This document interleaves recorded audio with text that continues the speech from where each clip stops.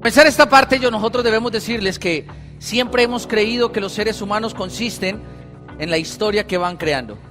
Había un autor que de niño me encantaba leer porque mi papá siempre nos formó a nosotros el hábito de la lectura, a todos nuestros hermanos, y él se llama Eduardo Galeano, y Eduardo Galeano decía que aunque está comprobado que estamos hechos de átomos, inevitablemente estamos hechos de historias. Y hoy, pues bien, te vamos a contar nuestra historia, a la cual decidimos llamar Emprendimiento para el Éxito.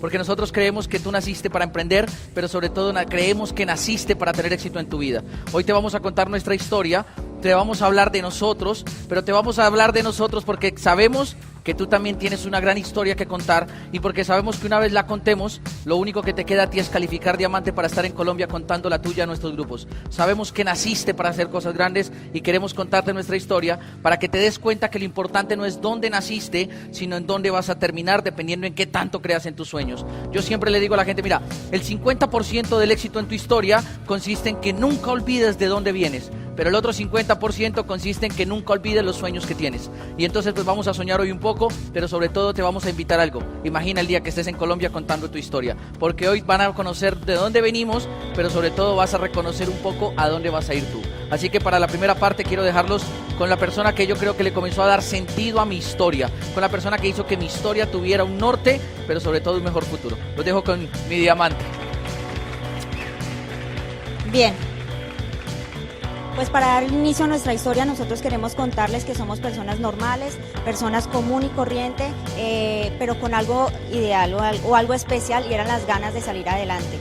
Nuestra historia inicia como la de muchos de ustedes, y nosotros tenemos que retratar una fotografía que es muy vieja, una foto que fue la primera foto que yo recuerdo que me tomaron, una foto que me dio mucho aprendizaje, y es una foto que me enseñó muchas cosas, y es esta. Esta foto me gusta mostrarla porque yo sé reconocer que hace mucho tiempo, hace más o menos 28 años, yo ya fui una ganadora, porque habían millones y millones de espermatozoides y uno llegó, y en ese momento nosotros también tenemos que reconocer que la historia de ustedes fue igual. En algún momento ustedes llegaron a esta oportunidad, llegaron a este negocio con muchas personas, pero solo muy pocos se quedaron hasta ser triunfadores y ganadores. En este negocio, pues los ganadores son los que llegan lejos, y para ser ganador depende de ti. Y si este negocio depende de ti, no va a fallar, y no tiene por qué fallar. Entonces así inició nuestra vida, pero nosotros también tenemos una concepción, y es que para nosotros en la vida nada pasa por casualidad. Nada pasa por casualidad porque hace 28 años Fausto y yo nacimos en el mismo lugar.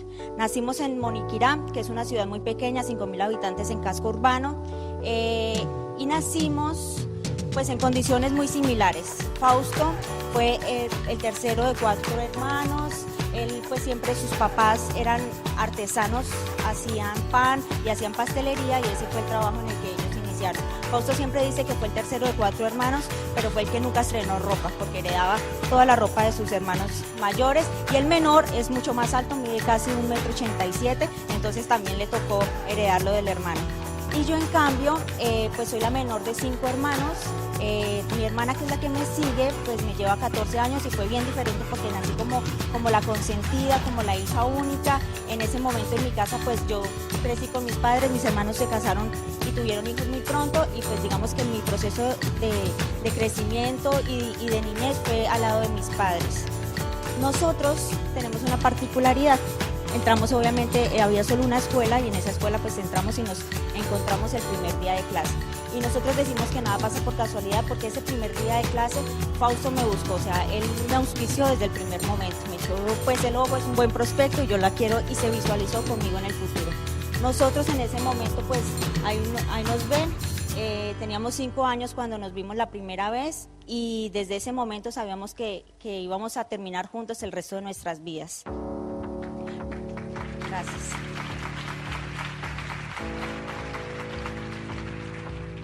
Pasó algo interesante en ese tiempo. Nosotros estudiamos juntos hasta 4º de primaria, y en ese momento reconozco que yo aprendí mucho de Fausto.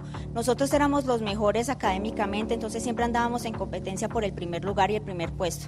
Hasta 4º de primaria, cuando los padres de Fausto deciden irse para Bogotá. Y yo les quiero contar en estos minutos lo que pasó en mi vida luego de que esa separación que hubo con Fausto. Yo me preocupé siempre por ser la mejor académicamente, la escuela en primer lugar, el colegio con el primer puesto. Cuando finalicé mi bachillerato, yo finalicé con una beca académica para estudiar mi universidad en cualquier parte del departamento de Boyacá. Pero cuando yo tenía 15 años pasó un suceso que marcó mi vida y fue el primer aprendizaje que yo tuve grande ya como adolescente. Y fue la muerte de mi hermano cuando él tenía 28 años, por una situación de violencia y estas situaciones políticas que uno no entiende en sus países, o por lo menos en el mío, que fue bastante difícil superar. Lo difícil para mí fue ver el estado de depresión en el que cayeron mis padres. Ellos no salían de la habitación, ellos dejaron de comer, perdieron muchísimo peso, y yo ahí tomé una decisión, la decisión que marcó mi vida para siempre, y fue tomar la decisión de irme para la capital. Entonces me fui a la capital, nosotros no teníamos los medios económicos, pero yo me llevé a mis papás. Y entonces llegué a la universidad, a estudiar a la universidad, no teníamos el dinero, y yo hice lo que muchos hacen, y es solicitar un crédito que pudiera apalancar mis estudios. Entonces estudiaba y trabajaba al mismo tiempo, y me preocupé siempre por ser la número uno, porque yo tenía una misión, y era que mis padres no pasaran por dificultades económicas, que ellos salieran del pueblo y tuvieran una vida diferente, y hacerles olvidar, no olvidar, pero sí hacer que volvieran a recuperar las ganas de vivir, porque esa situación con mi hermano fue devastadora para todos. La familia se desintegró, yo me dediqué solo a mis padres, y así transcurrió mi vida. Pero me di cuenta de algo, que no importó que yo fuera la número uno, no importó que yo estuviera becada, no importó que yo tuviera un buen trabajo, dentro de lo que se llama un buen trabajo o una estabilidad económica, porque nada de eso a mí me garantizó tener éxito en la vida. Nada de eso me garantizó darle la vida digna que yo quería para mis papás. Y en ese momento, cuando yo tenía 18 años, 20 años, pasó el segundo suceso que marcó mi vida, y muy rápidamente. Y fue que a mi mamá la detectaron con cáncer de colon. 6 meses después, mi papá pues llevaba 3 días sin poder levantarse de la cama. Yo trabajaba todo el tiempo y estudiaba todo el tiempo, entonces casi no compartía con ellos. Y yo llegué un domingo a la casa, mi mamá me dice, su papá le duele mucho la cabeza, no se ha levantado en 3 días, algo está pasando. Y mi papá es una persona muy terca, solo le hace caso a la consentida, a la niña de sus ojos, y pues esa era yo. Entonces lo llevé a urgencias, y algo me dio la tranquilidad, que el haber estudiado había servido para algo. Yo tenía conocimiento en medicina, y en ese momento pues el sistema de salud que ellos tenían no era el ideal. Teníamos una medicina que es una medicina por una EPS, y cuando yo llevé a mi papá, pues allá me decían que le iban a dar algo, una pastilla para la migraña. Pero yo, como tenía conocimientos, yo insistí, me volví muy terca, y le exigí a la doctora que le tomara una radiografía con contraste. En ese momento pues le detectan a mi papá 2 aneurismas cerebrales, nos dicen que lo tienen que operar de urgencia, pero nos daban el 1% de probabilidades de que él viviera, el 99% de probabilidades de que él quedara vivo, pero con una lesión neurológica. Y aprendí la segunda cosa de la vida, la fe y la creencia, porque en este negocio, cuando tú entras, no ves nada, solo puedes visualizarte en el ejemplo que han tenido tus líderes, en poner el trabajo, y al final el resultado llega. Pero en ese momento en mi vida, la fe y la confianza en Dios, yo creo en Dios, fue lo que a nosotros nos garantizó que ese proceso en el que estábamos pasando solo fuera un mal momento. En este momento mi papá y mi mamá superaron sus situaciones de salud, y ahora nosotros como diamantes les garanticemos que tengan la mejor salud, que tengan lo mejor de lo mejor, porque vale la pena que un día tú como hijo te devuelvas todo lo que han hecho tus padres.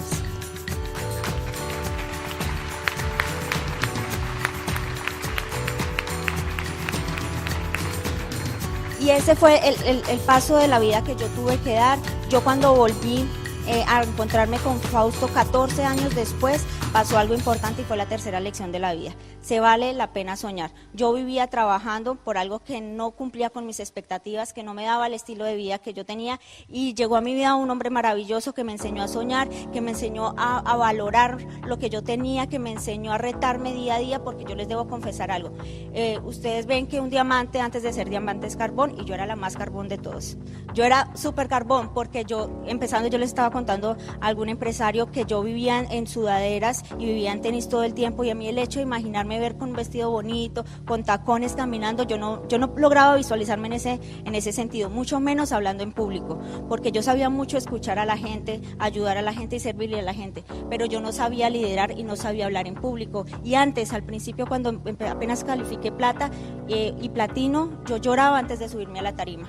Yo lloraba, yo le decía a Fausto, no voy a subir, pero luego me limpiaba las lágrimas y decía, como decía Fabián ayer, me abrazaba y recordaba todas las épocas en las que había sido fuerte, en las que había tomado decisiones definitivas para mi familia. En el momento en el que había sido una ganadora, me limpiaba las lágrimas y me subía y retaba mis miedos. Y aquí me ven ahora, obviamente tengo muchas cosas que aprender, obviamente tengo muchas cosas que mejorar, pero es todo un proceso. Así que si ustedes están aquí por primera vez, todo es un proceso, me va a alegrar muchísimo escucharlos y verlos triunfar en este negocio. Muchas gracias por todo, por la acogida, por la calidez, y ahora los dejo con Fausto.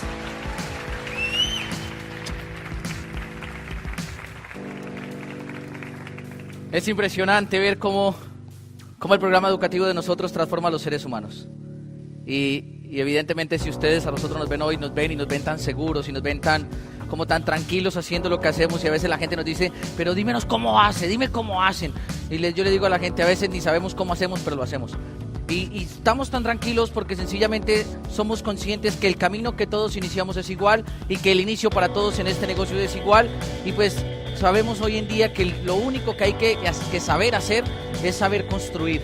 Cuando evidentemente nosotros comenzamos a construir el negocio, pues fueron dos momentos diferentes, y lo más curioso cuando comenzamos a construir el negocio fue pues que yo ya venía construyendo el negocio a un ritmo, y yo venía construyendo el negocio con una trayectoria, con una historia, con un aprendizaje. Pero cuando me vuelvo a encontrar con Daisy 14 años después de no habernos visto, pues obviamente la vida para mí comienza a tener ciertas situaciones que me obligan a detenerme un poco y a dejar de pensar tanto en mí y comenzar a pensar en nosotros. Porque pues cuando uno va solo por la vida, sencillamente arrancas a correr y corres a tu ritmo y corres a tu velocidad y nunca te detienes a mirar quién se está quedando. Pero cuando alguien va contigo de la mano, debes inmediatamente voltear a mirar y dejar de pensar en llegar tan rápido y comenzar a pensar en llegar más lejos. Y ayer cuando Fabián lo decía, me hacía mucho sentido, porque yo decía, mira que tanto se parecen historias. Luego habla Fer y Cata y yo digo, mira que también se parecen mucho nuestras historias, porque por alguna extraña razón las cosas en la vida tienen un sentido. Y el sentido de la vida solamente lo entiendes cuando aprendes a disfrutar lo que estás viviendo. Pues evidentemente Daisy les contaba, nosotros nacimos en un pueblo y yo soy el tercero de 4 hermanos, pero adicional a eso yo nazco en unas condiciones bien raras. Colombia es un país donde la gente que crecía en los pueblos tendía a ser muy machista, y mi papá es un hombre que creció formado machista, ya no lo es. Por alguna razón nunca tuvo hijas, solamente tuvo hombres, y entonces él decía, pues si hay que tener varones, hay que criarlos como varones. Entonces mi papá a nosotros nos prohibió darnos besos en la mejilla, siendo hombres desde pequeñitos, porque nos decía que eso no estaba bien visto entre machos, entre varones. Decía, no quiero que se me besen. Entonces nosotros con nuestros hermanos nos hablábamos así, entonces, bien, bien machos, y crecimos así, pero mi papá era muy duro, y así como fue duro, también fue fuerte a la hora de formarnos. Yo me acuerdo que una de las primeras experiencias que tuve fue cuando nos llevó a nadar. Nosotros fuimos nadadores, con Daisy también nadábamos en el pueblo, los dos tuvimos una carrera en natación, y pues una carrera deportiva. Yo me acuerdo cómo aprendí a nadar. Mi papá, pues 4 hijos, él trabajaba para una empresa que se llamaba la Industria de Licores de Boyacá, pero simultáneamente tenía su panadería, y pues mi papá veía que los niños en los ríos cuando van se ahogan. Pues normal, cuando van los niños en los ríos se meten y se ahogan. Mi papá dijo, pues para evitar que se ahoguen, pues yo les voy a enseñar a nadar. Mi papá nos llevaba al río y le decía, mamá, hágase usted abajo, yo se los lanzo y usted los recibe. Y nos comenzaba a lanzar y nos lanzaba, y pues mamá nos sacaba, y lo único que él sabía era decirnos, mueva los pies, mueva la cabeza, y nos sacaba, y así aprendimos a nadar linda, espalda, pecho, mariposa, todos los 4 estilos, y aprendimos a nadar todo. Y pues cuando aprendimos a nadar, pues nosotros fuimos creciendo, y un día mi papá se da cuenta que en el río, imagínate esto, nos enseña a nadar, y después de que nos enseña a nadar, para garantizar que nadábamos bien, nos decía, ahora lo voy a botar aquí en contra de la corriente. Si la corriente lo arrastra es problema suyo, pero si usted aguanta ahí, significa que ya puede ir a la piscina. Significa, nosotros solamente podíamos ir a una piscina cuando el río no nos arrastrara. Y pues nos botaba cuando ya nadábamos en los lugares donde más corriente y más hondo era. Entonces a nosotros nos daba mucho miedo, y papá decía, lo que pasa es que, Fausto, el miedo es lo único que mueve al ser humano. Y cuando nosotros entendimos eso, decíamos, ¿y no le da miedo que nos ahoguemos o algo? Y decía, Fausto, lo único que mueve al ser humano es el miedo. Siempre voy a tener miedo, pero ¿y si no? pues no voy a saber si son nadadores o no. Pues obviamente entenderás que todo era en contra de muchas cosas, incluso a veces de nuestra voluntad, pero papá no quiero, es que no importa si no quieres, que le toca, ¡fa! Y nos lanzaba, y nosotros intentando nadar, pues obviamente mejoramos muchas cosas. Nosotros íbamos a competir a Bogotá y pues ganábamos, y la gente nos decía, ¿cómo entrenan? No te puedo contar. Sí, pues no podíamos contar muchas cosas, pero eso nos enseñó a nosotros a correr riesgos. Y te cuento esto porque en el negocio tú vas a sentir miedo todos los días que te levantes a dar el plan. Mire, vas a llegar a Esmeralda y algunas veces vas a sentir miedo. Y vas a llegar a Diamante y a veces también vas a sentir miedo. Porque el miedo es inevitable sentirlo, pero también es responsabilidad tuya si te dejas dominar de él o no. Y nosotros sentimos miedo todos los días en el negocio. Pero lo que pasa es que ya sabemos que dependiendo de cuánto domines el miedo, evolucionas o te mueres. Y tú tienes que saber que las especies, a nivel evolutivo, las especies dominantes dominan las especies débiles.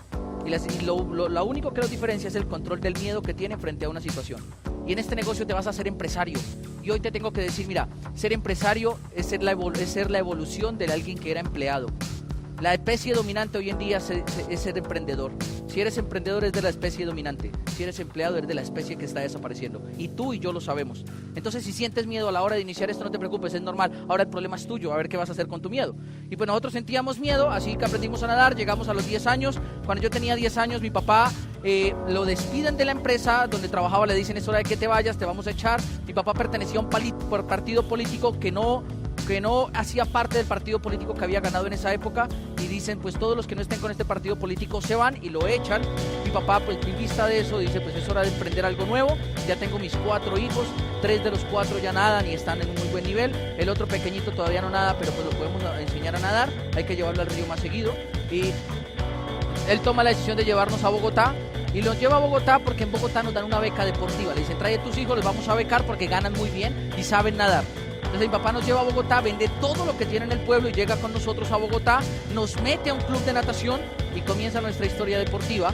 Y comienza una historia de emprendimiento en mi casa, donde mi papá lo primero que hace es comenzar a montarse su negocio, monta su panadería y comienza a nosotros a darnos una lección de emprendimiento grandísima. Mi papá monta una panadería, la comienza a sacar adelante, comienza a trabajar desde las 5 de la mañana hasta las 11 de la noche todos los días, y hacíamos gollas, panes, roscones, mantecadas, pasteles, todo lo que tú te imaginas que hay en una panadería. Y nosotros lo único que hacíamos era estudiar, nadar, comer, dormir y no más. Y todos los días lo hacíamos, y ese era el plan de vida. Van a nadar hasta que lleguen a unos Juegos Olímpicos. Y entonces nos metió lo de los Juegos Olímpicos, y nos lo metió, y nos lo metió, y nos lo metió, y a nosotros se nos quedó grabado en la cabeza que teníamos que nadar hasta unos Juegos Olímpicos. Llegamos a Bogotá, una ciudad que queda a 2.600 metros sobre el nivel del mar. Los primeros 3 meses fueron desastrosos porque tú vas caminando y te cansas y te ahogas y no entiendes por qué. Y luego llegamos a nadar y pues tienes que nadar 5 o 6 kilómetros día, y cuando pasas a otro programa nadas 10, 12 kilómetros día, y nosotros llegamos a nadar a un programa de 15 kilómetros día. Entonces te imaginarás cómo nos sentíamos ahogados, nos sentíamos muertos, pero mi papá nos decía, eso los forma. Y a nosotros nos formó siempre basado en eso. De hecho, otro aspecto que recuerdo yo ahorita que les estoy contando esto es que cuando nosotros estábamos aprendiendo a nadar, a veces el estilo se nos dañaba. Y pues mi papá nos gritaba en el agua, meta los brazos, estira el brazo, y nosotros no podíamos porque pues a veces uno no escucha cuando uno va nadando. A veces uno lleva la cabeza tan metida que no escucha. Y en el pueblo se dan unos limones chiquiticos que nunca maduran. Y donde mi papá nos ponía a nosotros a entrenar, se daba mucho ese limón. Y entonces mi papá nos decía, vayan calentando 1 kilómetro, y se iba para atrás y comenzaba a arrancar limones y arrancar limones y arrancar limones, y los echaba en su chaqueta, una chaqueta azul de 2 líneas amarillas. No es que yo haya quedado traumatizado, es que la recuerdo, pero yo me acuerdo que las metía acá y mi papá nos veía nadar y comenzaba a vernos nadar y nos comenzaba a decir, meta el brazo, meta el brazo, meta el brazo, que meta el brazo. Y pues obviamente cuando uno sentía el dolor, pues o sea, uno corregía. Y uno, ¿pero qué estoy haciendo? ¿Qué meta? Ah, es que no lo escuchaba. No es mi problema, meta el brazo. Entonces uno lo metía y volvía a arrancar y volvía a comenzar. Meta el brazo. Entonces uno metía mejor el brazo y después, mueva las piernas. Y uno sacaba más el brazo y, que las piernas. Y nos formaba. Porque cuando mi papá nos corregía, a veces lo único que nosotros sentíamos era dolor. Pero lo que él sentía es que nos estaba diciendo lo que nosotros necesitábamos hacer bien. Uno a veces cuando tiene la cabeza metida en algo no escucha y se vuelve sordo a lo que realmente debe oír. Por eso yo le acabo de proponer a Amway en España que saquen paquetes de limones. Yo le acabo de decir a Susana, hazte unos limones. hazte unos limones. Y entonces así le podemos decir a la gente, mira, haz el volumen, que haga el volumen, sí, a ver si la gente comienza a hacerlo. Porque a veces la gente entra a emprender en el negocio de Amway, la gente dice, vamos a hacer Amway, pero la gente no está dispuesta a que te corrijan. Y entonces uno le dice, pero es que eso no funciona, pero es que lo que yo quiero, es que no nos importa lo que quiere, lo que funciona. Porque nosotros le decíamos a mi papá, pero es que yo no quiero ir a nadar hoy. Y eso a mí no me importa, tiene que ir a nadar, es que es lo que funciona. El que llega a los Juegos Olímpicos no es el que se queda en la casa durmiendo, es el que va a entrenar todos los días. Pero me duelen los brazos, no me importa. Y eso es lo mismo que pasa en el negocio. A veces la gente entra y la gente dice, este mes no voy a montar volumen. ¿Y por qué no tengo volumen? Y eso no me importa, es que hay que hacer volumen. Porque es que el que hace bien el éxito en el negocio es aquel que hace bien las cosas día a día. Y ahí, sin importar si te duele, si te gusta, si no te gusta, hay que hacerlo. Y nosotros lo teníamos claro. A veces íbamos con los brazos doloridos, las piernas que no se doblaban, con el estómago, con el hambre más grande del mundo. Pero íbamos porque teníamos claro que era lo que funcionaba. Y a veces no te imaginas, ¿cómo crees que te sientes tú después de nadar 4 kilómetros seguidos? Deshecho. Y te dice, no te preocupes, nomás faltan 10. ¿Cómo crees que se siente tu cabeza? Dolida. Pero imagínate cómo se siente tu cabeza cuando llegas al kilómetro 13. Dice, nomás falta 1. Y ahí se siente, pero poderosa. ¿Y cómo se va a sentir cuando acabe el 14? El cuerpo ni se siente, pero la cabeza te dice, eres el carajo, o sea, eres lo mejor del mundo. Eres lo mejor. Y te vas a dormir y te acuestas, y cuando te acuestas te hormiguea el cuerpo porque no sientes nada, pero tu cabeza todo el tiempo te dice, eres el mejor. Y al otro día cuando abres los ojos, tu cabeza te sigue diciendo, ayer nos metimos 14 kilómetros, hoy nos tocan 7 más, vamos. Y comienzas a darle, imagínate, por semana te tienes que meter cerca de 70 kilómetros. O sea que, ¿qué te dice tu cabeza el lunes? Dice, faltan 70. ¿Y qué te dice el miércoles? Faltan 35. ¿Pero qué te dice el sábado? Falta 1. Y lo mismo pasa en el negocio. Van a arrancar ustedes una carrera de 8 meses, donde va a ser importante que acepten la corrección del equipo, donde va a ser importante que tengan claro el por qué lo quieren hacer, porque van a arrancar una carrera que ustedes dicen, ay, faltan 10,000 puntos, no te preocupes. Cuando te falten 500 vas a decir, ay, faltan 500. Cuando hagas los 10,000, tu cabeza todos los días te va a decir, y esa noche te va a decir, somos el carajo, o sea, la sacamos del estadio. Porque lo que tienes que entender es que hay una frase en tu cabeza que se repite una vez calificas. Y es, lo hice. Mira, nada más satisfactorio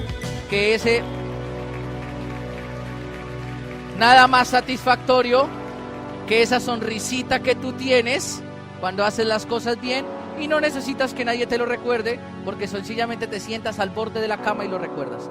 Yo me acuerdo que nosotros cuando cerramos el diamante, yo me fui para la casa, me acosté y no podía parar de sonreír. Y Daisy me decía, ¿ya te vas a dormir? Y yo le digo, Y al otro día me levanté y todavía sonreía. Llegué a cenar como a las 11 de la noche con el equipo y me dicen, te hemos guardado un puesto nuevo diamante. Y yo todavía estaba así.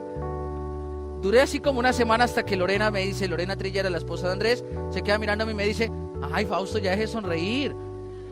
Y yo le digo, llevo 6 años esperando esto, ¿cómo cree que me siento?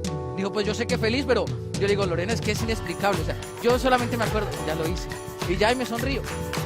Y a veces la gente no entiende el poder de cumplir lo que prometiste. Y eso fue lo que nosotros entendimos en nuestra historia. Yo llego a Bogotá a los 10 años. Mi papá comenta en su negocio, como les estaba contando. Pero pasa algo y es que mi papá hace un mal negocio y lo pierde absolutamente todo. Todo lo pierde.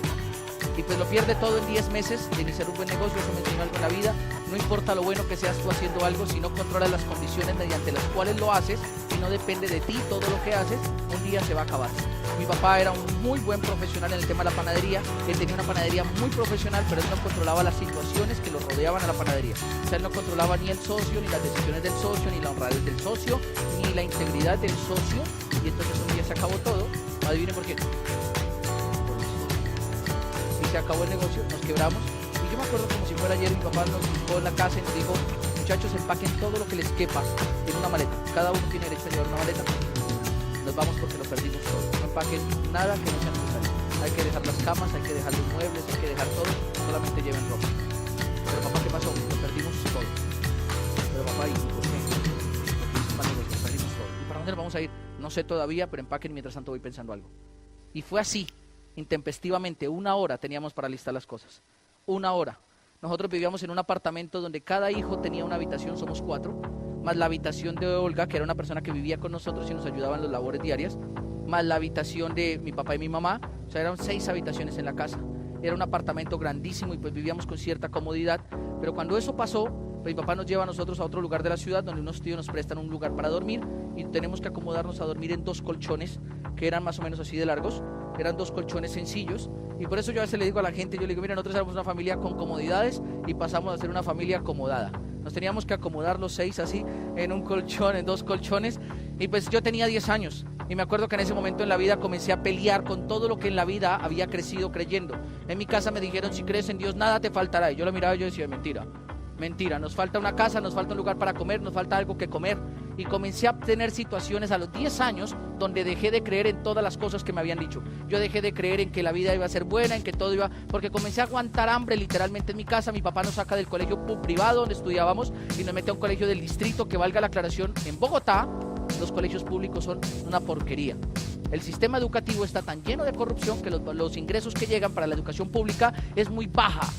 Y entonces es de mala calidad. Y pues me tocó a mí estudiar en un colegio de estos y yo llego a un colegio de estos, llegué a los 10 años a entrar a grado sexto y pues cuando tú llegas a un colegio, yo siempre he sido pequeño, bajito y cuando yo estaba en sexto era más bajito.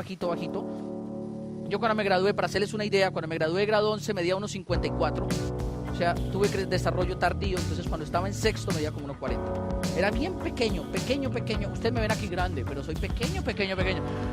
Y yo me acuerdo que yo llegué a grado sexto y yo estaba ahí chiquitito y mis compañeros, yo estudiaba con compañeros de 14 o 15 años que habían perdido muchas veces ese grado y pues eran grandotes de 14 o 15 años y yo los miraba así y me comenzaron a hacer matoneo y bullying en el colegio y pues obviamente yo venía de Boyacá, la gente de Boyacá tenemos un acento diferente porque si ustedes escuchan a Fer y Cata, a veces se les escucha un acento diferente al de nosotros, casi siempre, y pues nosotros hemos tratado de neutralizar nuestro acento porque la gente de Boyacá hablamos diferente, se nos nota que somos de Boyacá. Y entonces Boyacá, por ser agrícola, nos tienden a decir campesinos, y entonces yo me acuerdo pues que nosotros en Boyacá, para referirnos a alguien le decimos su merced, nosotros no decimos ni usted ni tú, porque no nos acostumbramos a tutear, en Boyacá decimos su merced me presta por favor eso, y entonces la gente nos lo facilita. Y pues como yo decía a todo lado su merced, yo llegué a una ciudad de 11 millones de habitantes, viniendo de un pueblo, entonces yo le decía a la gente su merced, me va a dar permiso, su merced, y me pusieron su mercedcito. Entonces yo era su mercedcito, y su mercedcito para arriba y su mercedcito para abajo, y pues en ese colegio comencé a tener experiencias que me costaron bastante entender. Yo no sabía que los seres humanos eran malos, porque en el pueblo pues nadie te hace daño, pero en la ciudad sí. Y pues su mercedcito, no sé qué, su mercedcito. Y un día yo me molesté y le dije, compañero, no me moleste más. Y él me dijo, mire, mientras esté aquí, conmigo la va a tener que ver. Y yo me asusté tanto que yo, pues realmente nunca más comencé a volverme callado. Yo hablaba en natación, yo hablaba en la casa, pero en el colegio trataba de no hablar. Era muy juicioso, muy aplicado, me iba muy bien. Y llegó una profesora a ser directora de curso de nosotros, me hice amigo de ella y como para comenzar a protegerme con alguien. Sin embargo, yo me di cuenta que mis compañeros, ese que me dijo que me iba a tener que acordar de él, era como medio cerradito para el conocimiento y se le dificultaba entender. Y entonces un día yo le dije, hagamos un trato. Usted me cuida de que los demás no me molesten y yo me cuido de que usted nunca más vuelva a perder nada. Y él dijo, ok, pero podemos asociarlos a ellos. ¿Sí?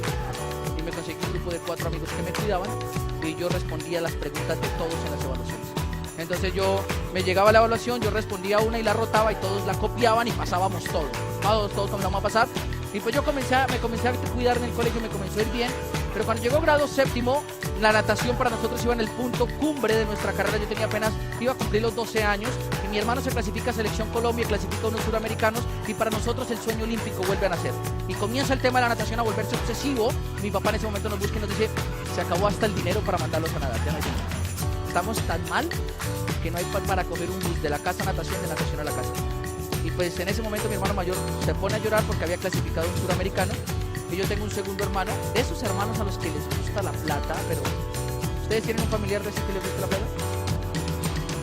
Mi hermano dice, no importa, vamos a seguir nadando. Mi papá dice, ¿cómo? Pues vamos a vender dulces en el colegio. Yo le digo, Rubén, pero eso está prohibido. Y dice, mejor, cobramos más. Y en Colombia se dan unos dulces chiquiticos, hacen unos dulces chiquiticos como los que he visto aquí adelante, que se llaman moritas. Igual que los de aquí, pero con sabor a mora. Y entonces el ejercicio era sencillo. Un paquete por 100 dulces valía $1. Y cuando uno lo vendía todo, lo vendía en $2. Pero había que vender 100 dulces. Entonces, hace 16 años, con $1 en Bogotá, usted alcanzaba a coger un bus de la casa a natación comerse una empanada y volver de natación a la casa. Y pues nosotros comenzamos a vender, yo comencé a vender moritas y entonces yo a todo el mundo yo le contaba, vendo moritas, para ganarme $1 por día. Entonces $1 el lunes, $1 el martes, $1 el miércoles, $1 el jueves, $1 el viernes, y así yo garantizaba mi natación. Y comenzamos a nadar, hasta que un día uno de los 4 que me cuidaban, que se llama Cristian Guacanemi, lo estoy buscando, va y me busca y me dice, ¿me da los dulces y el dinero o lo golpeo? Y pues yo vengo de una familia donde mi papá es boyacense, mi mamá es santandereana, y en Colombia las mujeres de Santander tienen fama de ser de un temperamento fuerte. Mi mamá tenía el temperamento tan fuerte que peinaba a los hijos a cachetadas. O sea, mi mamá es fuerte, ruda. Y pues él me dice eso, me dice, me da los dulces y la plata lo golpeo. Y yo le digo, ay, atrévase. Y me rompió el ojo y a mí se me comenzó a inflamar. Y yo me voy para la casa triste, me quitó los dulces y la plata. Le digo a mi papá, papá, yo no voy a volver a nadar, que se joda la natación. Yo realmente, para mí el tema de nadar ya no me interesa. Mire cómo me volvieron la cara, ya no dulces, mire. Y el ojo así, yo tengo aquí una abertura. Y pues realmente me cogieron así, me lo pegaron porque era de un punto, pero pues ni siquiera servicio de salud teníamos para que me cosieran. Entonces pues me tocó así, y mi papá se queda mirando y me dice, mañana le compro una falda y le hago unos rulos y lo saco a la calle a quejarse. Y yo le digo, pero me rompieron la cara. Y él me dice, pero es que yo no estoy criando mujeres. Y yo le digo, pero papá, y es que usted no se puede defender. Pero es que a mí no me gusta pelear. Pues defiéndase. Pero papá, es que yo no sé pelear. Pues aprenda a pelear. Ok. Y al otro día yo miraba a Cristian y yo lo miraba. Y lo evadía. Y yo lo evadía. Y Cristian todos los días me buscaba. Y pues yo dije, no, pues el problema es que yo vendo moritas y tengo que llevar muchas. Y Cristian se da cuenta cuando llevo moritas. Porque la maleta se veía gordísima.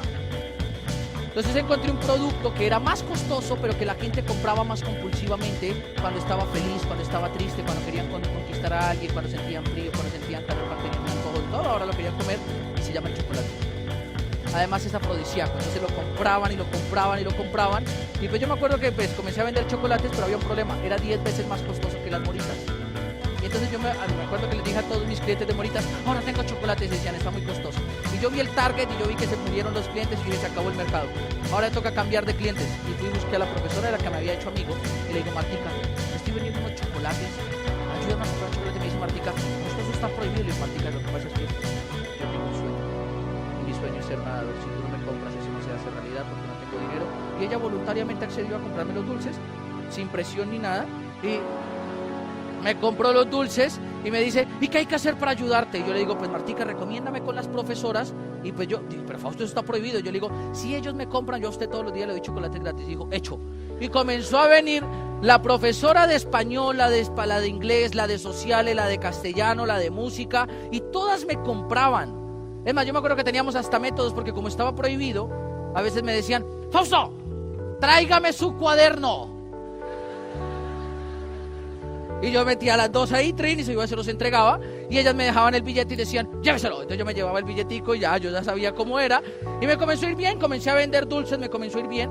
Pero un día, Cristian me dice, lo pillé, ya sé que usted vende los dulces, me da la plata de los dulces o los llevo a la coordinación. Y pues yo ya estaba más formado en el carácter, y yo le digo, haga lo que quiera, si quiere voy y lo acompaño. Y me fui con él a coordinación, cuando yo pensé que era molestando. Cuando veo que la señora coordinadora, él es el que vende los dulces, yo le dije que yo lo iba a traer. Y entonces la coordinadora me dice, ¿de verdad, Fausto, eres tú? Nunca pensé eso de ti. Y le dije, pero no estoy haciendo nada malo, estoy llevando plata para mi casa. Y dice, Fausto, yo sé que tienes necesidades, pero aquí no puedes hacer negocio. Y me quitó los dulces, y me quitó eso, y me dijo que nació en 3 días. Pero yo no podía llegar a la casa y decirle, papá, porque yo sabía lo de la falda y lo de los rubros, yo no quería.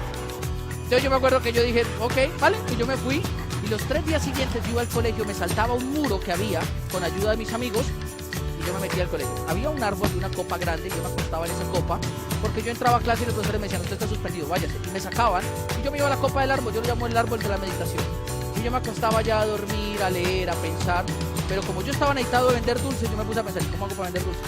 Entonces me di cuenta que es que el problema era que Cristian me identificaba a mí, entonces fui y le dije a uno de los de ellos, le dije, hagamos un negocio, usted me ayuda a vender dulces y yo le doy una comisión. Digo, hágale, pero ¿cuánta comisión me da? Yo le dije, dependiendo del volumen que vende. Si vende mucho, le doy el 15%, si vende poquito, el 10%. Dijo, no, entonces hay que vender mucho, ¿qué hay que vender? Yo le dije, 2 paquetes de esto, ¡prac! Dijo, eso está bueno, ¿le podemos contar a mi hermana? ¿Dónde está su hermana? En 10º, camine para 10º. Y le contamos y le dije, hay un negocio, dulces, venta, pum, volumen, comisión, y salió. Dijo, oye, ¿cómo se llamaba el otro hermanito? Creo que se llamaba Danilo o algo así. Y dijo, ay, para mi hermanito. Y le contamos al hermanito y ¡prum! Le contamos. Y entró el hermanito. Y comencé con 3 y ellos les encargaron de contarle a otros y comenzamos 8. Y eran 8 que vendían, pero teníamos un problema. Ellos andaban con los dulces todo el día y como yo ya sabía que revisaban los dulces, pues realmente yo les decía, tengan cuidado porque nos pueden capturar. Y llega un momento donde cogen a uno de ellos y le dicen, usted es el que vende los dulces y lo vamos a echar del colegio. Y le dice, pero los dulces no son míos, son de Fausto. Y llega la coordinadora y me dice, señor Gutiérrez, yo le había dicho a usted que eso está prohibido, lo voy a echar, 5 días se me va del colegio. Y pues yo esos 5 días me iba para el árbol de la meditación y yo pensaba, y dije, el problema es que los tengo andando con dulces, pero yo tengo que seguir nadando. Entonces fui a buscar una profesora que era amiga mía y le dije, Martica, necesito que me ayudes. Dijo, ¿y ahora qué hay que hacer? Yo le dije, necesito que me prestes la cajuela de tu coche, el baúl de tu coche. Dijo, ¿y para qué? Yo le dije, todos los lunes voy a cargar la cantidad de dulces de toda la semana, todos los lunes, y los voy a meter ahí, y los voy a vender de lunes a viernes. Dijo, pero ¿y cómo hacemos? Yo le dije, usted me da la llave de su carro los lunes, y yo se las devuelvo todos los días cuando se acaben las clases, y el viernes ya no hay dulces. Y dijo, pero Fausto, yo no puedo. Yo le dije, pero Marta, yo tengo un sueño. Y voluntariamente accedió, yo comencé entonces a hacerlo, y comenzamos a distribuir, nos comenzó a ir muy bien, llegamos a tener 30 vendedores y éramos así organizados, y pues comenzamos vendiendo chocolates, pero después vendíamos leche chocolatada, leche con sabor a fresa, sándwiches de jamón y queso, o sea, vendíamos todo lo que era necesario en un colegio. Y un día en formación, yo ya estaba en grado 10º, me hice el representante de los estudiantes, y la coordinadora dice, tenemos identificada una mafia de dulces dentro del colegio. Es importante que todos colaboremos y me lo ayuden a capturar. Les va a hablar el representante de los estudiantes para hablar. Y paso yo, y yo me acuerdo que yo pasé y les digo, muchachos, esto se tiene que acabar. Esto no puede seguir así. Vamos a poner, ¿cierto? Y todos, ¡sí! Ese día me presentan a un muchacho que se llamaba Lirio Beltrán. Y a Lirio, yo le digo, Lirio, ¿cómo vas? Y me dice, yo quiero vender contigo. Yo le digo, ¿por qué? Yo le digo, y me dice, lo que pasa es que me dicen que tú eres el que vende. ¿Quién te dijo que yo era el que vendí? Todos hablan diciendo eso. Yo le digo, bueno, ¿qué quieres vender? Digo, pues, ¿qué vendes? Y yo le comencé a enumerar y me dijo, creo que mi mamá busca. Le dije, ¿quién es su mamá? Y dijo, la dueña de la cafetería. Y pues obviamente pues se destapó un gran escándalo en el colegio. Me llevan a coordinación y la coordinadora me dice, Fausto, lo voy a sancionar 15 días. Yo no lo puedo echar porque usted es el mejor alumno que tengo, pero lo voy a sancionar 15 días a ver si así aprende. Y pues yo esos 15 días para árbol de la meditación y descubrí lo más interesante de la vida. A los niños de kinder nadie les revisa la maleta. ¡Nunca! ¡Nunca! Y entonces diseñamos un método. Yo le decía a los niños a la entrada, ¿quiere ganarse un chocolate? Sí, ¿qué hay que hacer? No, le vamos a meter estos dulces, vaya hasta el carro de la profesora Marta y allá lo descargan. Y cargábamos esos niños y se iban así los niños, llenos de dulces. Y los metían por todo el colegio y lo cargaban ahí y luego nos encargábamos de distribuirlo. Y así yo me gradué del colegio. Hoy en día que lo pienso, yo digo que yo no era un vendedor de dulces tradicional. Yo era un traficante de dulces. Tenía mulas, caletas, rutas, mercancía, cómplices, tenía todo. Pero no te cuento esto para que mañana mandes al niño a la escuela, papito, eso le funcionó a Fausto Bayos, no. Te cuento esto por algo. Porque la creatividad solamente aparece cuando el sueño está claro. Hay que volverse creativo en este negocio. Si tu sueño es llegar a diamante, vuélvete creativo para solucionar los problemas que se presentan. El mío se llamaba Cristian Guacaneme. El mío se llamaba coordinadora. El mío se llamaba restricción. El mío se llamaba prohibición. Tu problema se llama que no hay clientes, se llama que no hay lista, se llama que se acabó la gente y se llama que la gente te dice que no. Vuélvete creativo, invéntate algo porque si tu sueño vale la pena, merece la pena que lo defiendas. Así que enfócate en defender tus sueños. Enfócate en defender tus sueños.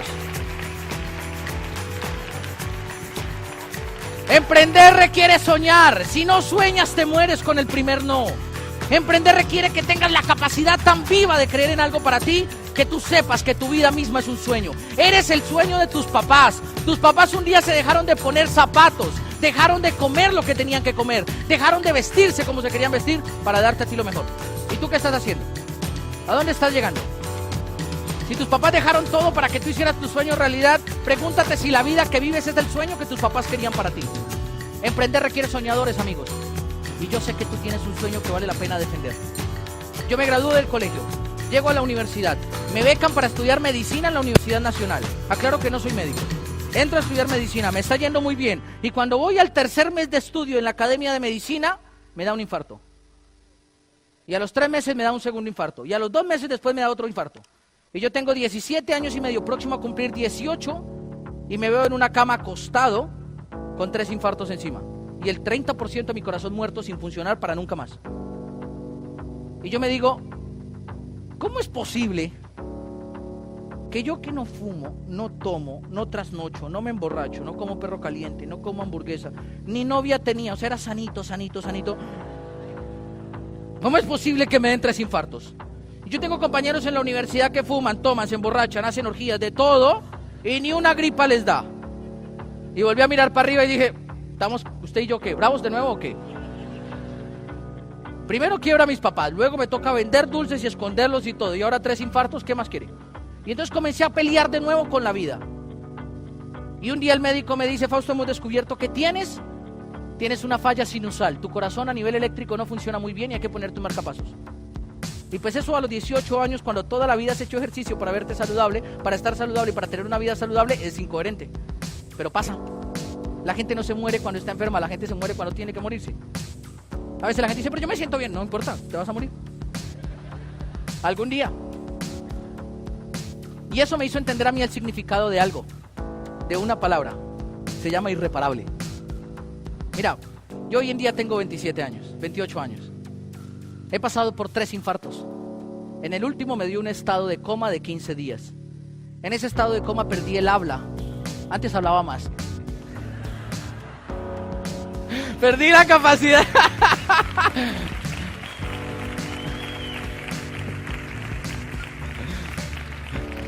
Perdí la capacidad de hablar y la capacidad de caminar. Y yo me veo hoy en día, y esa etapa de mi vida me hizo entender algo. Lo único irreparable en la vida es el tiempo perdido por holgazanería. Lo único que nunca vas a recuperar es el tiempo que has perdido. Y yo no sé qué edad tengas tú, pero yo tengo 28 y siento que he perdido mucho tiempo. Y no he perdido tiempo no porque no haya hecho nada, he perdido tiempo porque no he aprovechado las oportunidades que se me presentan. A veces la gente solamente logra valorar la vida cuando se está muriendo. Y llora uno como si nunca hubiera tenido el tiempo para vivir. Y a veces la gente vive como si nunca fuera a acabarse el tiempo que tiene. Yo no sé cuánto tiempo te quede a ti, pero te digo una cosa, tu familia necesita que hagas algo grande ya, porque el tiempo se acaba y si no lo aprovechas es irreparable. Nada más triste que ver un ser humano que se arrepienta del tiempo que pierde. Y normalmente uno lo pierde por holgazán. Y yo me veía a los 18 años sintiéndome holgazán en la vida por no haber aprovechado todo lo que la vida me dio. Y hoy te tengo que decir, es hora de que aproveches el tiempo.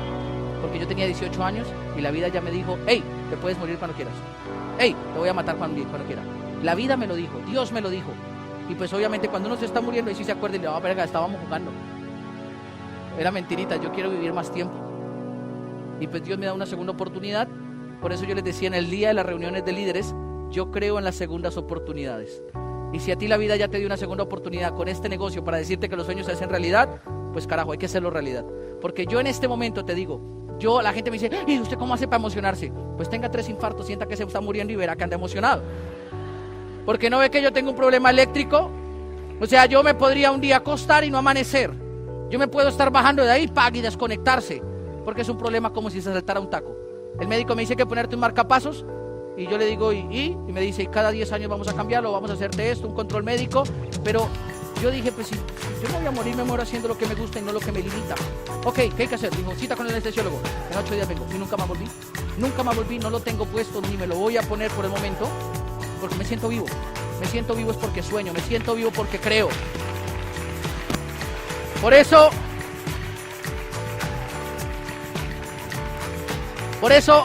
cada día que yo me levanto y yo tengo la oportunidad de despertarme, es una oportunidad. Yo no sé cuántas oportunidades tengas tú. A veces te sientes como si no te fueras a morir.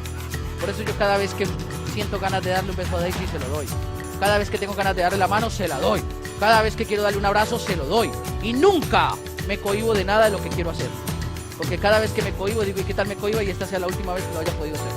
Yo no sé cuántos sueños has cohibido tú, pero tienes que hacerlo. Tienes que hacerlo. Piensa cuántos sueños se han quedado. Tienes que creer en esto. O sea, tú no puedes seguir siendo tan ingenuo y creer que naciste para vivir detrás de un computador hasta los 67 años. No seas ingenuo. En la vida hay cosas más grandes como por ejemplo vivir. Tienes que vivir. Yo casi me muero y la vida me enseñó a vivir. Yo digo, me voy a meter a estudiar deportes. Y el médico me dice, pero se puede morir. Le digo, no me importa, me voy a estudiar deportes porque es lo que me apasiona. No lo voy a hacer por dinero, es porque me apasiona. Y me meto a estudiar deportes, no tenía el dinero, mi papá hace bizcochos, brownies, y yo salgo a vender brownies, y con eso me comienzo a pagar la universidad. Un día un profesor me ve y me dice, usted es como emprendedor, ¿cierto? Yo le digo, sí, ¿qué hay que hacer? Y él me dice, ¿usted conoce a alguien que sepa hacer figuritas de globos, perritos, florecitas, espaditas? Y yo me quedé pensando y dije, yo soy experto en eso. ¿En serio? Yo le dije, sí, ¿por qué? Digo, estoy necesitando a alguien para el domingo. ¿Qué hay que hacer el domingo? 200 figuritas. Cuente conmigo, profe. Y yo busqué San Google y San YouTube. Y me aprendí todo el taller de figuritas. Cómo hacer un perrito, cómo hacer una florecita, todo. Y yo cuando llegué ese domingo a trabajar, yo hice las figuritas y la gente me miraba y el profesor me miró y me dijo, pero eres un maestro completo. Completo. Y yo le dije, ¿y ahora qué hay que hacer? Y él me dijo, ¿ahí todos me oyen? Y él llega y me dice, eres un maestro, te voy a poner como director del departamento de globoflexia. Y fue el primer puesto importante que tuve en mi vida, era el director del departamento de metodología en globoflexia para la educación motriz. Y yo traque, le enseñaba a todo el mundo a hacer globos. Un día una compañera me ve y me dice, ay, usted es muy hábil con esos dedos. ¿Le parece? Dice, sí. ¿Por qué? Y dice, yo estoy buscando un muchacho como usted. Yo le dije, ¿como yo? ¿Por qué? Y dice, es que si usted está tan hábil moviendo los dedos, usted debe saber hacer pintucaritas. Yo le digo, yo soy el propio para eso.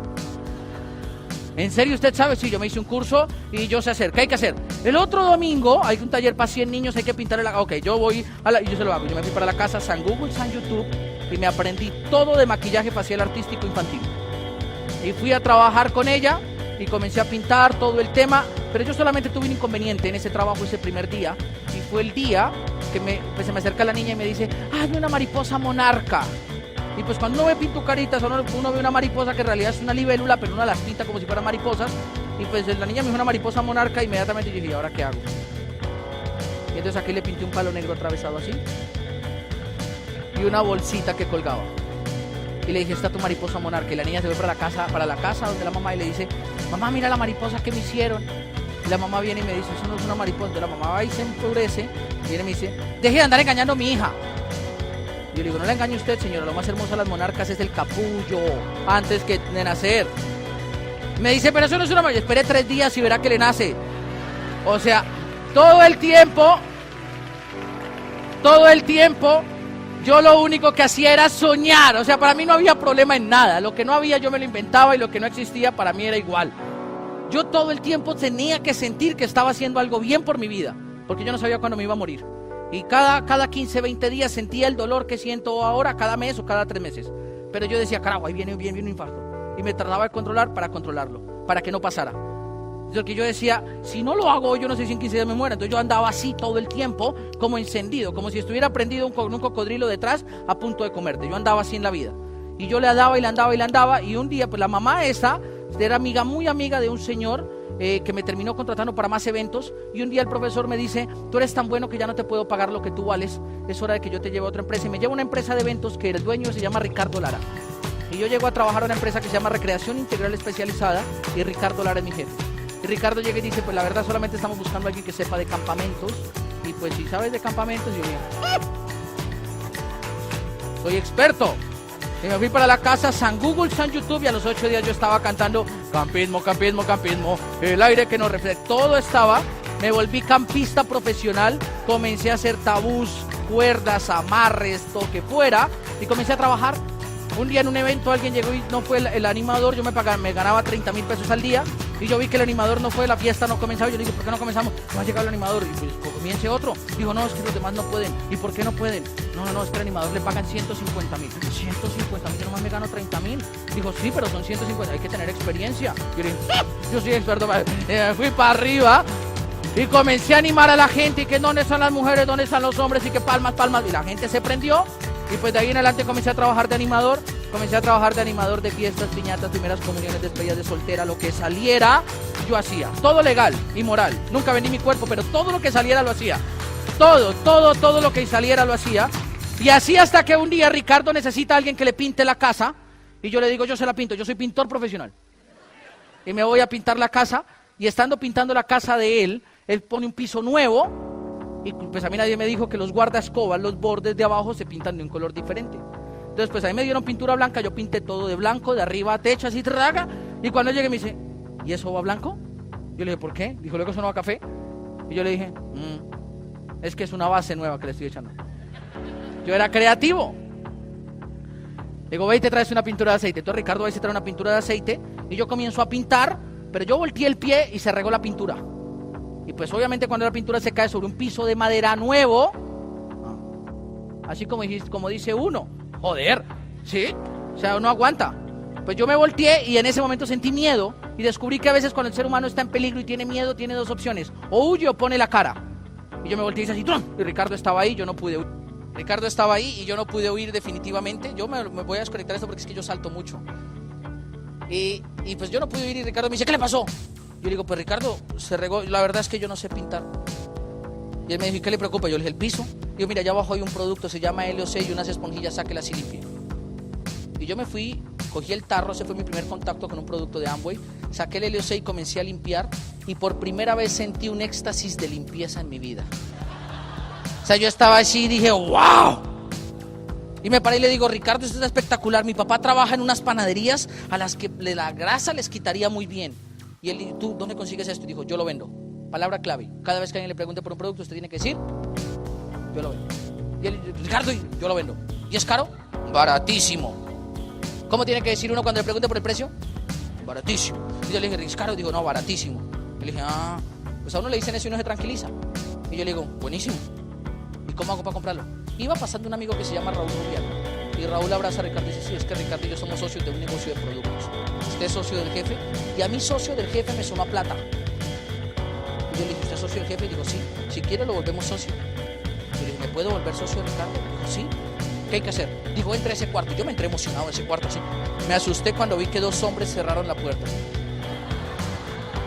Cierran la puerta y comienzan a mirarte con esa cara que uno de empresario mira al nuevo cuando lo tiene. Con esa cara de morbo empresarial que uno dice, está bueno para el negocio. Y uno lo mira así, como diciendo, está bien bueno para el negocio. Me cierran la puerta y yo les digo, ¿qué vamos a hacer? Y me dice, te vamos a introducir. Y yo, ¿en dónde? En el negocio. No quiero. Sí, te vamos a contar. Y eso fue hace 10 años. Y sacan un manual, un folleto. A mí me dieron el plan en un brochure, en una vaina que decía, bienvenido a un mundo de posibilidades. Y a lo último decía, y recuerda que el cielo es el límite. Y yo no sé cómo les contaron a ellos el plan, pero cuando ellos me comienzan a contar el plan, les cambió la voz. Y ellos me miran y me dicen, bienvenido a un mundo de posibilidades. ¿Has pensado que tiempo y dinero no fuera el problema? No. ¿Has pensado cómo sería tu vida si controlaras tus ingresos? No.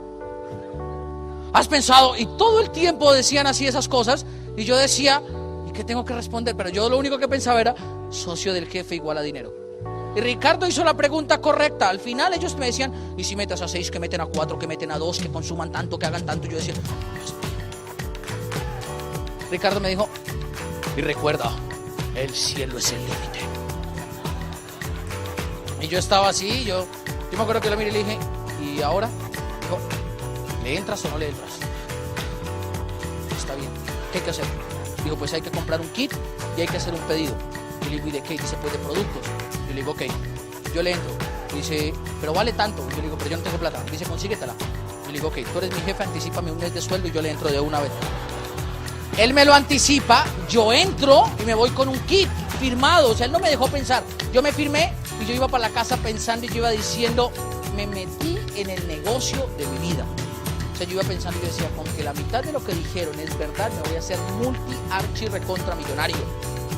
Y yo iba pensando y yo decía, ojalá sea verdad, ojalá sea verdad, ojalá esto sea verdad, que sea verdad, que sea verdad, que sea verdad, que sea verdad. Y fui y le conté a mi papá y digo, papá, encontré un negocio buenísimo, se llama el negocio de Amway, nos vamos a meter millonarios. Mi papá se quedó mirando y me dijo, mucho pendejo, ¿sí o no? ¿A usted qué le hace creer que vender jabones lo hace rico? ¿No habrá firmado nada? No, señor. ¿Por qué? Porque después lo van a hacer comprar productos. inmediatamente me acordé de Ricardo. Mi papá me habló tan mal de Amway, me dijo, eso es una pirámide y roban a la gente, eso no funciona, que yo me fui pensando, ojalá sea legal, ojalá sea legal, ojalá sea... Porque me habló tan mal que me hizo dudar, y me hizo dudar mucho. Yo voy y le digo a mi hermano de cariño yo le decía el hombre araña, se metía en todas las redes que encontraba, en todas las redes que habían. Y pues yo voy y le digo, encontré un negocio de redes, se llama Amway. Me dice, esa es la peor de todas, ten cuidado. No habrá firmado nada, ¿no? No, ¿por qué? Porque después le van a hacer comprar productos. Y eso me hizo entender algo. A veces la gente le tiene miedo al producto de entrada. Y yo te voy a decir algo. Lo mejor que puedes hacer es iniciar un nuevo con volumen. Yo siempre le digo a la gente, volumen, volumen, volumen, volumen, volumen, volumen, volumen, volumen. Lo que pasa es que el volumen tiene sus etapas y tienes que aprender a entenderlas. La primera etapa del volumen es cuando lo compras y te emocionas. Y te dices, oh, soy 6%, soy 3%, y te toman la foto y para el Facebook y para el WhatsApp. Se llama orgullo, la etapa del orgullo. Compras volumen y dices, me volví empresario de Amway, soy 3%. Y portas el pin. La segunda etapa es la etapa de la resaca emocional, que es cuando te llegan las cajas a la casa y dices, ¿qué hice anoche? Y no te acuerdas. Y ojalá la hayas comprado un 31 y te lleguen por ahí el 4, dices, ¿qué hice el cierre? O sea, no sabes. Y la tercera etapa es la etapa de la decisión, que es donde viendo las cajas decides o ponerles un mantel encima, haces una mesa de centro y te mueres en Amway, o destapas las berracas cajas y sales a venderlas por sus sueños. Y cuando yo entendí eso, entendí por qué me decían que a todo el mundo lo metían con volumen. Antes me daba miedo, después entendí que era necesario, porque el volumen creaba miedo en el ser humano. Y el ser humano con miedo produce más que el ser humano que no siente miedo, porque el ser humano clasifica la especie fuerte de la especie débil, de la especie dominante de la especie suprimida. Y entonces yo pues hoy en día meto a toda la gente con volumen para garantizar que la gente sienta lo mismo que yo sentí. Y cuando la gente saca y me dice, ay, pero ¿y ahora qué hago? Yo le digo, véndalo.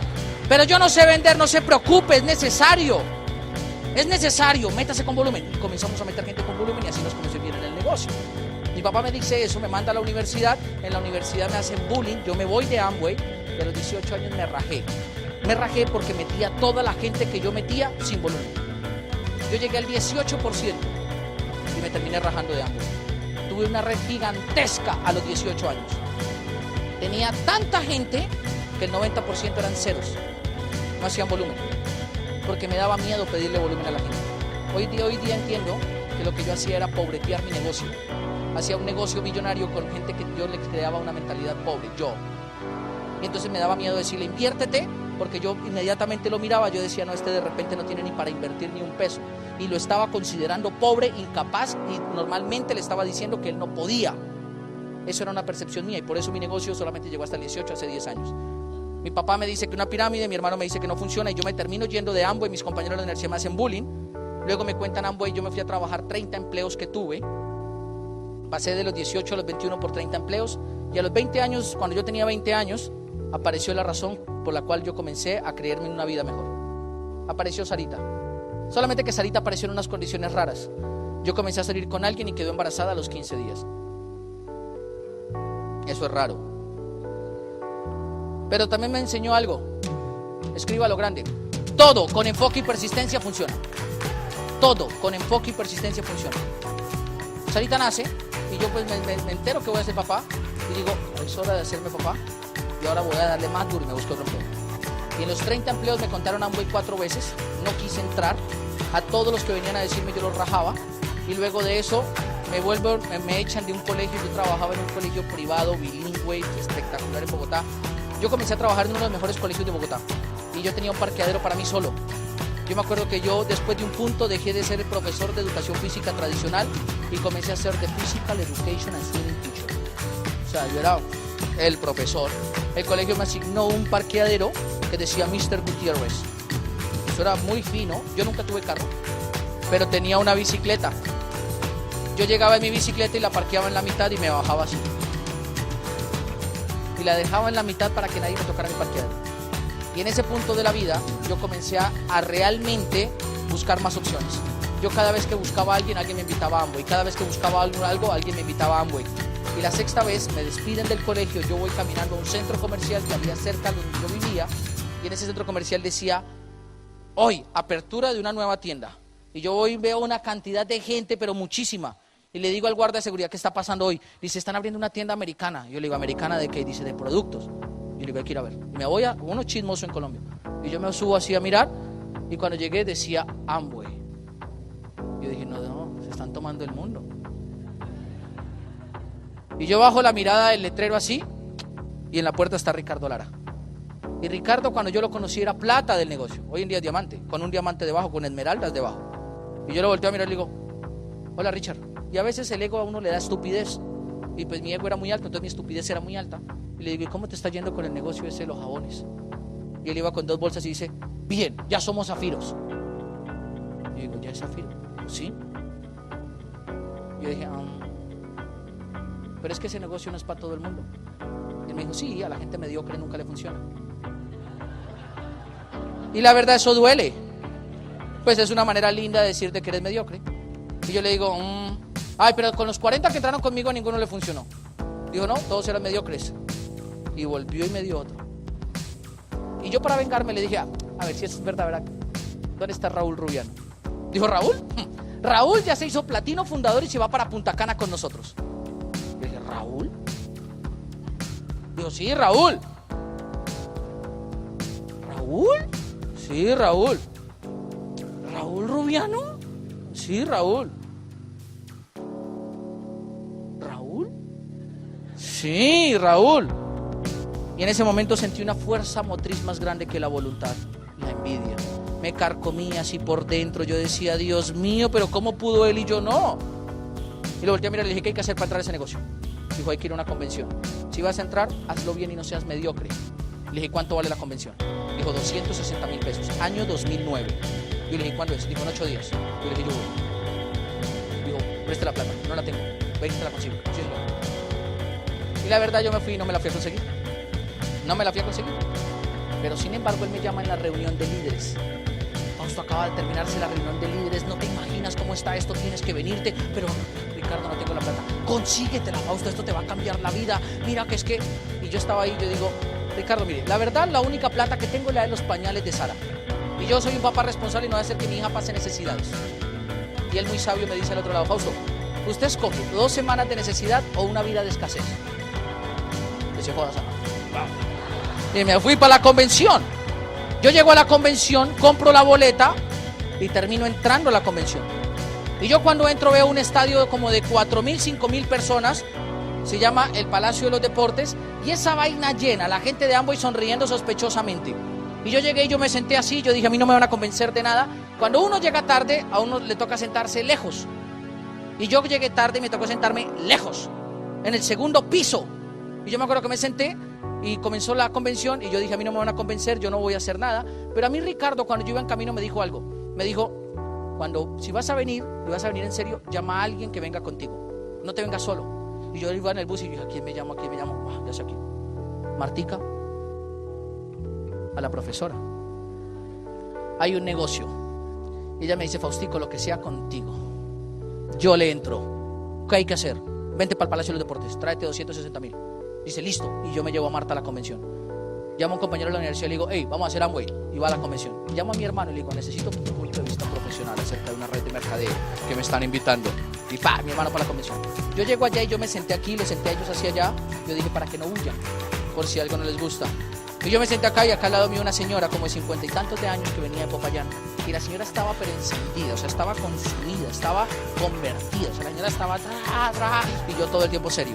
En una de las intervenciones salió una diamante que comenzó a contar su historia y en algún momento lloró. Y yo dije, no, toca llorar para llegar a diamante. Yo no sirvo para eso. Yo no voy a servir para esta vaina. Y yo así, pero serio, yo estaba renuente al tema. Y en Colombia tenían un grito que decían, 100 diamantes en Colombia. Y la gente se para y gritaba, yo soy uno. Y el campín, lleno, lleno, lleno. Y yo los miraba y yo decía, a ver, hay 5,000, 100, 4,900 se van a morir. Muy mal. Y la gente sigue gritando y sigue gritando. Y en un momento comienzan a gritar y yo digo, este es el momento de escaparnos. Dicen, 100 diamantes en Colombia. Y cuando yo volteé a mirar, le digo, Marta, nos vamos. Y Marta dice, yo soy uno. Y yo la volteé a mirar y le digo, Marta, que nos vamos. Y Marta dice, yo no sé si tú no lo has visto, pero si tú no te metes, yo me meto con el que sea. No, quieta ahí, usted va conmigo, quieta ahí. Y usted voltea a mirar a mi compañero y le digo, ¿y usted qué piensa? Y dice, esto está buenísimo, yo me meto. Y a mi hermano le digo, ¿y usted? Dice, no, a mí no me convencen. Y yo digo, está bien, nos han formado ahí. Ya tengo 2 de 3. Y nos quedamos por eso. Como a las 8, y a mí no me gustaba hasta el momento lo que veía. A las 8:30 de la noche reconocen ese día como Nuevo Esmeralda Mauricio Correa. Y cuando sale Rodrigo Correa a reconocer a Mauro, él dice que va a reconocer a alguien de la familia. Y dice, y voy a reconocer un hijo mío y no sé qué. Y yo veo que sale Mauro con 28 años como Nuevo Esmeralda. Pero Mauro tenía una característica que me movió a mí. Y esto te va a sonar estúpido, pero es la verdad. Yo lo vi chiquitito. Y dije, los chiquitos podemos. Arriba el poder chiquito. Esto se puede para los chiquitos. Porque de repente yo a todos los diamantes los veía altos, monos, acuerpados, lindos. Y yo me sentía chiquito. Y yo veía a Mauricio y yo, no, pues ya hay uno como yo, ya podemos. Y eso me gustó. Además que lo vi joven y me gustó el discurso. Y yo dije, esto se puede. Y luego volteo a mirar y el estadio como a las 10 de la noche ya se comenzó a sentir más emocionado, más feliz. Y sale un orador y dice, muchachos, llegó el momento, vamos a reconocer a un diamante nuevo. Él era rector de una universidad. Era rector en el Cauca, no sé qué, y la gente, así como ustedes, se comenzó a poner así como ustedes. La gente hacía, ¡oh! Yo sentía cómo vibraba. Y la gente comenzó así, y cuando lo comienzan a llamar, la gente comienza a gritar, ¡José! ¡José! ¡José! ¡José! Y el estadio comenzó a vibrar. Es que era impresionante. Tú sentías cómo vibraba el cuerpo de uno si uno no quisiera. Y la gente vibraba, y yo no entendía. Para mí el negocio de Amway era raro, la gente era rara. Y yo los miraba y yo decía, Dios mío, ¿por qué la gente está poniendo así? O sea, la gente estaba tan consumida que yo creía que esto era como una secta. Yo dije, ya sé, viene el pastor. Y claro, pues, porque gritaban, José, José. Y yo dije, viene el pastor de esta vaina. Y claro, yo la verdad creía y los veía tan emocionados que yo decía, esto debe ser como una secta, o sea, parecemos como testigos del jabón o algo así. Yo decía, ¿en qué momento sale un LOC? Yo decía, yo no sé en qué momento sale un LOC y todos nos vamos a hincar ahí, salve LOC. Yo no sabía. Y la gente se emociona y al lado mío estaba la señora y Popayán ese año había llevado unas pañoletas blancas. ¿Se acuerdan de las pañoletas blancas? Y la señora comienza, y mi pañuelo, y mi pañuelo, y mi pañuelo. Yo a las 8 de la noche le había desaparecido el pañuelo, porque yo era la que me lo había tenido que aguantar toda la tarde. La señora comenzó a buscar el pañuelo y le digo, pero el pañuelo se perdió, señora. Y él ya, pero el pañuelo, que se le perdió el pañuelo. Y ella me dice, pues me disculpa, mijo, con usted, pero es mi diamante. José, José, José. Eso a mí me rajó. Y yo me acuerdo que yo veo eso y yo me bajé de la tarima y yo dije, yo me voy antes de que se empeloten todos. Y cuando yo me bajo, José estaba diciendo que él entendió que en el negocio de Amway la gente se va a enterrar al cementerio de los mediocres cuando se rajan. Y yo dije, otro con el cuento de los mediocres. Y me devolví. Y yo les tengo que confesar algo. Desde ese día me convertí en testigo del jabón. Fui a mi convención, me auspicié en el negocio. Y evidentemente, pues el negocio ha sido una bendición. El tiempo se nos ha acabado y te tengo que decir, mira, nosotros entramos al negocio siendo ingenuos. Entramos siendo unos niños y hoy somos adultos. Llegamos a plata en los primeros 16 días. La vida nos aumentó el nivel de creencia. La vida nos enseñó que a veces el peligro más grande que vas a tener es el nivel de ignorancia de la gente que te rodea. Así que no te preocupes por lo que la gente te diga. La gente te lo dice por ignorancia. Preocúpate más bien por cómo te sientes. Y enfócate en sentirte profesional con este negocio. La vida te va a cambiar. La vida te va a parecer que a veces las cosas son muy duras, pero definitivamente el emprendimiento es un viaje. Vas a perder la cabeza cuando comiences a emprender.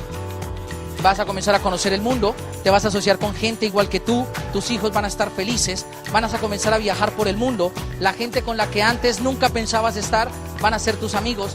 Esa no la vean. La gente que oías en los audios, ves en los videos, van a ser tus amigos. Vas a estar conociendo lugares inolvidables, en lugares y paisajes que nunca pensaste tener. La gente que un día admirabas se van a convertir en tus socios y en tus maestros. El equipo que creaste lo vas a ver comenzar a calificar. Este negocio a nosotros nos permitió tener la bendición de reconocer a Martica como platino fundador dentro del negocio. De reconocer a mi compañero de la universidad, el que fue a la convención como platino fundador, Ellos ya son zafiros, están construyendo su esmeralda fundador y ellos son una patica que en ese viaje estuvieron con nosotros, pero la vida también me permitió que Spider-Man fuera platino. Y él estuvo viajando, estuvimos luego en Cancún al año siguiente, luego Chichén Itzá, y Sarita comenzó a crecer en una familia donde siempre nos vio pensar en libertad. La vida nos permitió comenzar a construir un negocio en grande. La vida me unió con Daisy nuevamente. Dejé de pelear con Dios obviamente cuando me la devolvió, cuando me mostró muchas cosas. Comenzamos a construir para ella un mundo de posibilidades. Comenzó a ser la niña que comienza a ser una niña que cree en lo que sueña y no en lo que le toca. Y pues obviamente la vida nos ha bendecido grandemente con este negocio. La vida se vuelve prácticamente un lugar inolvidable donde probablemente lo mejor que vas a tener que acumular son recuerdos. Enfócate en creer todo lo que la vida te propone. Enfócate en creer todo lo que el negocio te dice. Enfócate en creer en tu equipo de apoyo. Enfócate sobre todo en creer en tus sueños. Los sueños se hacen realidad para aquel que cree que su realidad es vivir en un sueño eterno. Enfócate en vivir en tu sueño. El sueño que te dice que mereces una vida mejor. El sueño que te dice que mereces un futuro mejor. El sueño que te dice que tu familia merece una escuela, un mercado, una vivienda, unas vacaciones mejores. El sueño que te dice que tú mereces un papá mejor porque tiene más tiempo para ti. El sueño que te dice que tú mereces ver a tu esposa más de lo que la ve tu jefe. El sueño que te dice que mereces estar viajando por el mundo con nosotros. Aquel sueño que te dice que naciste para ser libre. Enfócate en creer que un día la vida te va a estar bendiciendo y te van a estar llamando en una tarima del mundo. El negocio nos bendijo tanto que mi papá incluso ya se metió al negocio. Le tomó 6 años entrar al negocio. Un hombre duro, rudo, y a veces nos buscan asesoría. Y él viene y me dice, cuando llegamos de viaje, me dice: Fausto, la gente no entra, la lista se acabó, el mercado está estancado, no sé qué hacer. Y pues como yo aprendo de todo lo que me pasa, en ese momento me quedo mirándolo con amor y le digo: mañana le compro una falda, le hago unos rulos y lo saco a la cajarse. ¡España, los queremos! ¡Chao! ¡Gracias!